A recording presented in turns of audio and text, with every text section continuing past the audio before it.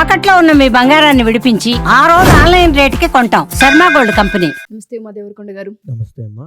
విశాఖ నక్షత్రం వారి గనుక మనం చూసుకుంటే 2025 సంవత్సరానికి సంబంధించి ఎటువంటి మార్పులు చేర్పులు ఉండే అవకాశం ఉంటుంది అంటారు? వ్యాపారంలో అయినా, రిలేషన్షిప్లో అయినా, సంతానంలోనైనా ఏమైనా కలిసి వచ్చే అంశాలు కనిపిస్తున్నాయని మనం అనుకోవచ్చా? తులారాశిలో 20 డిగ్రీల దగ్గర నుంచి వృశ్చిక రాశిలో 3.20 డిగ్రీల దాకా ఉండేటువంటి చంద్రుడు ఎప్పుడైతే సంచరిస్తూ ఉంటాడో అప్పుడు ఎవరు జన్మించినా విశాఖ నక్షత్రంలో జన్మించినట్టుగా మనం పరిగణిస్తాం. అయితే ఎవరికైతే డేట్ ఆఫ్ బర్త్ లేదో వాళ్ళు తీ, తూ, తే, తో అనేటువంటి అక్షరాల మీద కనుక మీ పేరు ప్రారంభం అయితే మీది విశాఖ నక్షత్రము. దాన్ని బట్టి మీరు నిర్ణయించుకోవచ్చు. అయితే రాబోయేటువంటి 2025 సంవత్సరంలో 2 మార్పులు జరగబోతున్నాయండి. సో ఇందాక నుంచి మనం చెప్పేటువంటి విషయమే. మార్చి 30 తరువాత శని మారబోతున్నాడు. అదేవిధంగా మే 15 తరువాత గురుడు మారబోతున్నాడు. సో ఈ చేంజెస్ బట్టి కనుక చూస్తే విశ్వావసునామ సంవత్సరం వచ్చిన తర్వాత కూడా 2025లో కూడా పెద్ద మార్పులేమీ ఉండవండి. ముఖ్యంగా 1, 2, 3 పాదముల వాళ్ళకి పెద్ద మార్పులేమీ కనబడవు. ఎందుచేతనంటే ఈ యొక్క విశాఖ నక్షత్రం వాళ్ళకి 1, 2, 3 పాదాల వాళ్ళకి ఉన్నటువంటి ఉద్యోగాలు పోవడం కానీ, వ్యాపారంలో నష్టం కలగడం కానీ 2025 అంటే కాస్త అన్లక్కీగా ఉంటుంది. సో వీళ్ళు దైవారాధన చాలా ఎక్కువ చేయాలి, లేకపోతే కాస్త ఇబ్బందులు ఎక్కువగానే పడతారు. ఓకే. అదేవిధంగా 4వ పాదం వాళ్ళకి మాత్రం ఎక్సెప్షన్ అండి. 4వ పాదం వాళ్ళకి చాలా బాగుంటుంది. సో వాళ్ళకి ఏమి చూసుకోవాల్సిన అవసరం లేదు. కానీ 1, 2, 3 పాదములు వాళ్ళకి విశాఖ నక్షత్రం వాళ్ళు తప్పకుండా శివారాధన చేయాలి. ఎందుకంటే వీళ్ళకి వైవాహిక జీవితంలో సమస్యలు కనబడతాయి, ఆర్థికంగా ఇబ్బందులు కనబడతాయి, సంతానపరంగా నష్టం కనబడుతుంది, సంతానం కోసం ధన నష్టం కనబడుతుంది. తరువాత విపరీతమైన ఖర్చు ఎక్కువయ్యి దానికి సంబంధించిన ఇబ్బందులు కనబడతాయి. అదేవిధంగా ఈ 1, 2, 3 పాదాల వాళ్ళకి ఉన్నటువంటి ఉద్యోగాలు వీళ్ళే స్వయంకృతాపరాధంతో మార్చి తరువాత వీళ్ళు మానేసేటువంటి అవకాశాలు ఎక్కువ ఉంటాయి. అంటే జాబ్ పోవడం కానీ, వీళ్ళే మానేయడం కానీ, ఒక సాటిస్ఫాక్షన్ అనేది ఉండదు, ఒక గ్రోత్ అనేది కనబడదు.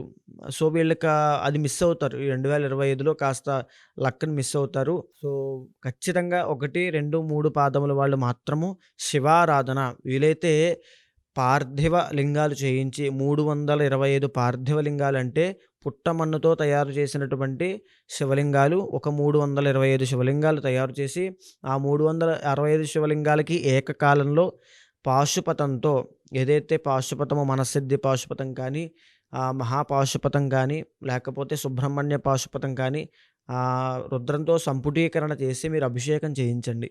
ఓకే. చేయించడం వల్ల మీకు వచ్చేటువంటి ఆపదలు, నష్టాలు, కష్టాలు, సమస్యలు ప్రతిదీ కూడా ఆగిపోతాయి.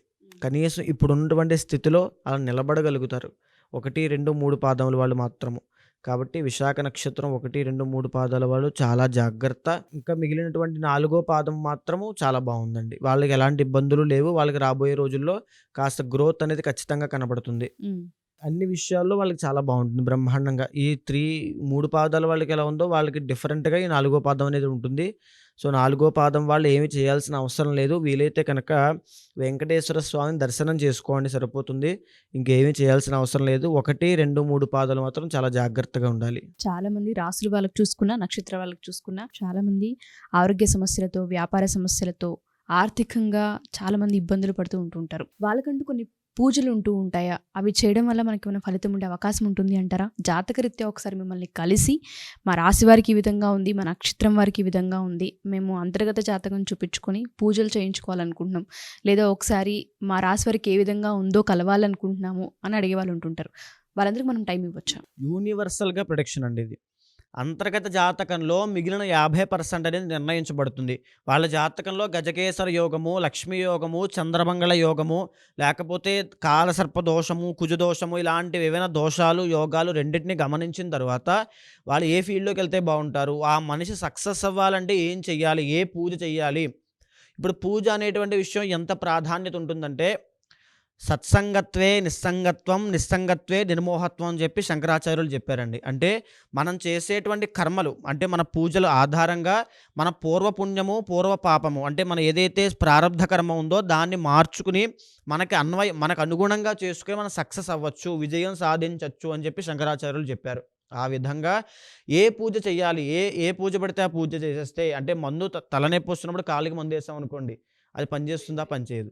ఏ పూజ చేయాలనేటువంటిది జాత చక్రంలో నిర్ణయించబడి ఉంటుంది. ఏ అంతర్దశ నడుస్తోంది, ఎవరు కారణమయ్యారు, ఏ కర్మ వల్ల వీళ్ళు ఇబ్బంది పడుతున్నారు, పితృశాపం ఉందా, కాలసర్పదోషం ఉందా, లేకపోతే ఏ దోషం ఉంది, సర్పశాపం ఉందా, ఎలాంటి దోషం ఉంది, బ్రాహ్మణ శాపాలు ఉన్నాయా అనేది ప్రతీదీ గమనించిన తర్వాత ఆ పూజ చేసినట్లయితే, ఆ మంత్రం జపం చేసినట్లయితే తప్పకుండా ఆ వ్యక్తికి విజయం అనేది వస్తుంది. సో ఎవరైనా సరే అప్రోచ్ అవ్వచ్చు మనల్ని. తప్పకుండా అప్రోచ్ అవ్వచ్చండి. మీరు ఎవరైనా సరే మా ఈ ఎపిసోడ్స్ కనుక చూస్తూ ఉంటే, ఒకవేళ మీరు రాసులు కనుక పూర్తిగా చూసిన, నక్షత్రాలు మీరు చూస్తూ ఉన్నా, మాకు జాతకంలో ఈ విధంగా ఉంది, మేము ఒకసారి కలవాలి అనుకుంటున్నాం, అంతర్గత జాతకం చూయించుకోవాలనుకుంటున్నాం, లేదా పూజలు చేయించుకోవాలనుకుంటున్నాం.